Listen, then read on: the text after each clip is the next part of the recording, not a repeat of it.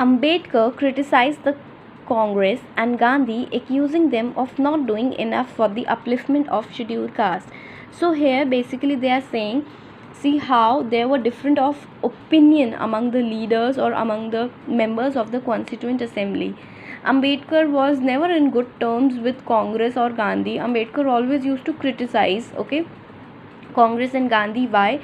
Ambedkar used to accuse them basically allegation, okay, used to accuse them or put allegation on them for not doing enough for the upliftment of scheduled caste. So basically Ambedkar always felt that the Congress and Gandhi are not doing enough for the lower class or for the upliftment of the scheduled caste. So they had always different opinions, and that is why Ambedkar used to criticize Congress and Gandhi. Patel and Nehru disagreed on many issues. Nevertheless, they all worked together. Even Patel and Nehru had certain disagreements on certain principles, but nevertheless, they always worked together in the Constituent Assembly.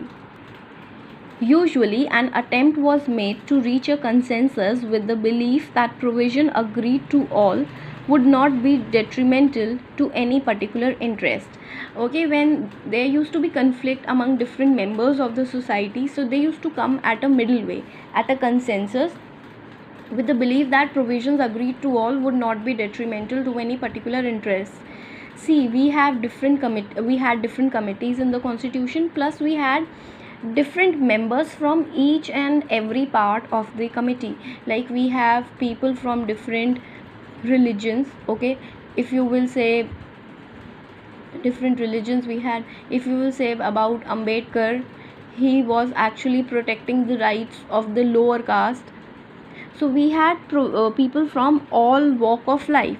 So they are saying when usually people used to agree upon certain principles of the Constitution or the Constituent Assembly, then it was considered that if all these people within the Constituent Assembly are agreeing, then these principles would actually benefit the citizens of the country and would not have any particular interest.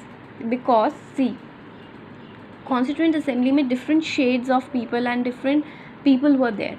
So if we have people from high class, low caste, from different professions, from different religions, from different thinking ideologies, now more or less everybody is agreeing on some or the other principles. Like freedom के ही certain principles पे सब agree कर रहे हैं.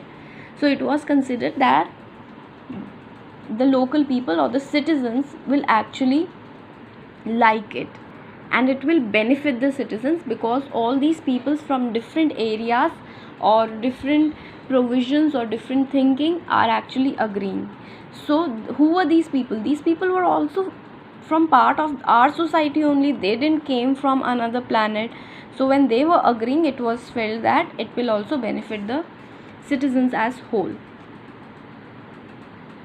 Also, some provisions were subjected to vote. See, wherein no consensus could come. Consensus, you can say here majority. When people could not have a majority on certain issues, then there used to be also voting mechanism. Okay.